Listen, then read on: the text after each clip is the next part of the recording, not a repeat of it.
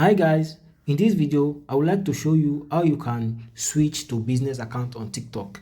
If you currently have a personal account and you want to switch to a business account on TikTok, here is how to do it. Log into your TikTok homepage and then from there go to profile.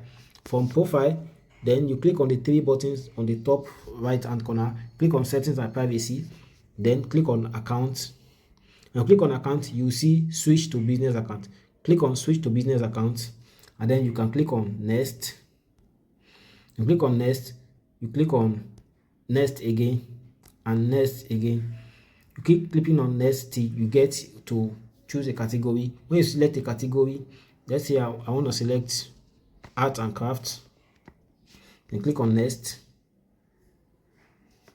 You can add your email address and you can decide to skip, and then you can add your bio. In this case I can skip. That means I have been switched to a business account. You can visit your business suite from there where you will be able to see your analytics.